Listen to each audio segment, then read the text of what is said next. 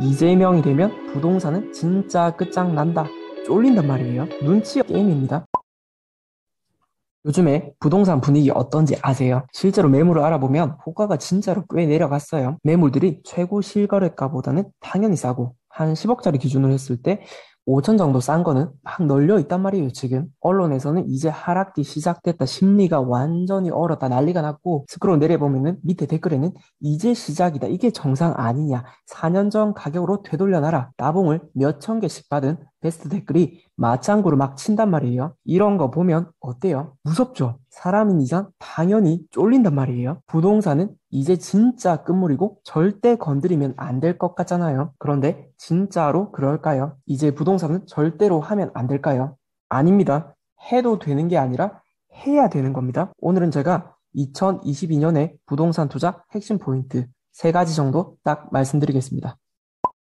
요즘 사람들이 하락의 근거로 삼는 것들이 실제로는 본질적인 요소가 아닌 것들이 되게 많아요. 먼저 금리가 오른대요. 오르고 있죠. 최근에 기준금리가 1.25%까지 올랐고 추가로 또 더 올릴 거래요. 그렇게 되니까 이제 실제로 우리가 받는 주담대는 3%를 훌쩍 넘어가고 제 카백 마이너스 통장은 6% 이자를 달라고 하더라고요.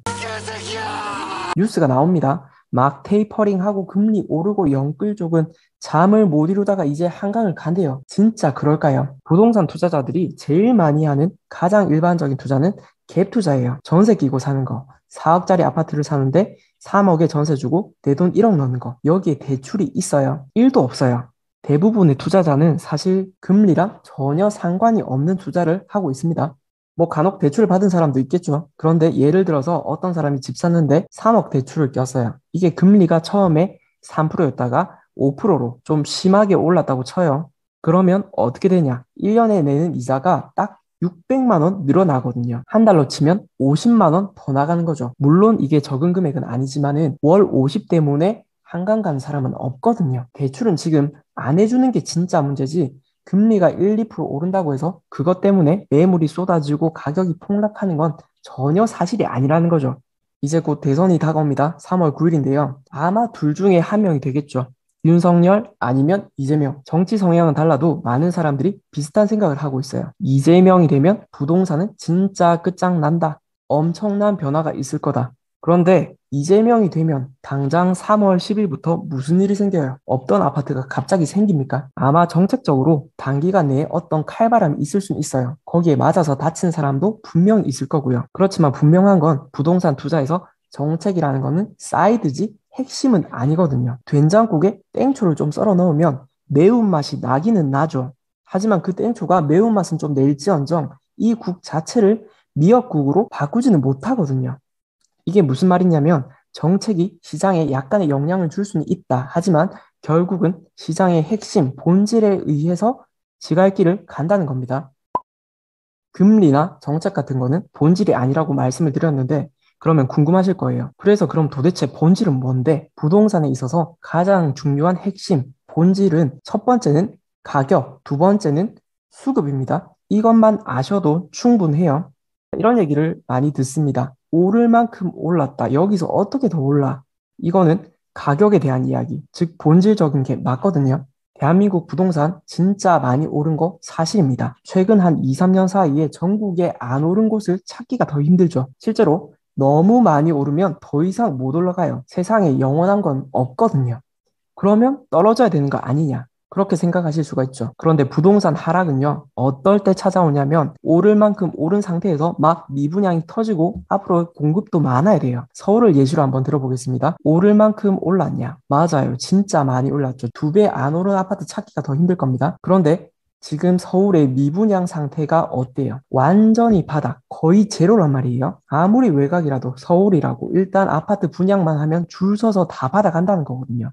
공급은 또 어떻습니까? 올해부터 특히 더 부족하네요. 공급이 부족하면 전세가는 당연히 더 올라가고 매매가는 자동으로 탄탄해지겠죠. 나훈아를 생각해 보세요. 콘서트가 16만 원이라도 초치기로 매진이 되고 있는데 거기다가 태지나 송대관 있는 코빼기도 안 보이는데 어떻게 나훈아 인기가 떨어져요? 서울도 똑같습니다. 많이 오른 거는 확실해요. 맞습니다. 그런데 떨어질 이유가 적어도 지금은 전혀 보이지가 않는다. 그런 상태입니다. 자, 대구도 한번 볼게요. 대구는 사실 상황이 좀 달라요. 일단 대구도 오르기는 엄청나게 올랐죠. 33 평이 17억까지 갔으니까요. 웬만한 서울에 안 꼴릴 정도로요. 그런데 미분양을 보시면 어떠냐? 지금 최근 1년인데요. 점점 증가하고 있습니다. 근데 심지어 지금도 계속 분양을 하고 있어요. 미쳤죠. 그런데 그 지금 분양하는 것들의 청약 경쟁률이 어떠냐? 지금 12월에 했던 것들 계속 미달입니다. 얘들은 아직 통계 안 잡혔는데 얘들이 통계에 잡히는 순간 미분양 그래프는 더 가파르게 치솟겠죠. 공급은 또 어떤지 볼게요. 자, 이것 보세요. 갈수록 더 태산입니다. 이렇게 되면은 그냥 예정된 하락기를 맞는 거예요. 자, 내려갑니다. 아마 앞으로 대구는 한참 동안 힘을 못 쓸 거예요. 매매고 전세고 둘 다요. 이렇게 본질을 알고 있으면 부동산은 생각보다 쉽게 예측이 가능한 영역입니다. 그러면 도대체 어떤 걸 사면 돈이 될까요? 다 올랐다면서. 여기서 또 중요한 포인트가 있는데요. 갭매우기 들어보셨죠? 신축 대장 아파트든 구축이든 순서의 차이는 있어도 결국은 똑같이 오른다는 거예요. 대장 아파트가 5억 오른다고 20년 된 구축도 똑같이 5억 오른다는 게 아니라 대장이 30% 오르면 20년 된 구축도 언젠가는 자기 수준에서 30%는 오른다는 겁니다. 그럼 지금 이 상황에서 우리가 해야 될 투자는 어떤 거냐? 눈치 없는 애들을 찾는 게임입니다. 남들 다 올랐는데 이제야 뒤따라 오르고 있는 눈치 없는 도시. 남들 다 오를 때 혼자만 바보같이 가만히 있던 덜 오른 아파트들을 골라내는 거죠. 그런 것들을 찾아낼 수만 있다면 2022년도 여전히 성공적인 부동산 투자를 하실 수가 있는 겁니다. 지금은 특히 상황이 더 좋은 게 뭐냐면 현재 거의 모든 지역, 모든 아파트에 급매가 있어요. 물건에 대한 확신만 있다면 매수한 입장에서는 최고의 기회죠. 제일 싼 물건을 고른 다음에 거기에 1,000만 원 더 깎아서 살 수 있는 겁니다. 부동산 분위기 안 좋다는 뉴스만 보고 남들처럼 가만히 있으면 늘 남들하고 비슷하게 사는 거예요. 돈을 못 법니다. 공부하시고 지금 바로 움직이세요. 파이팅입니다.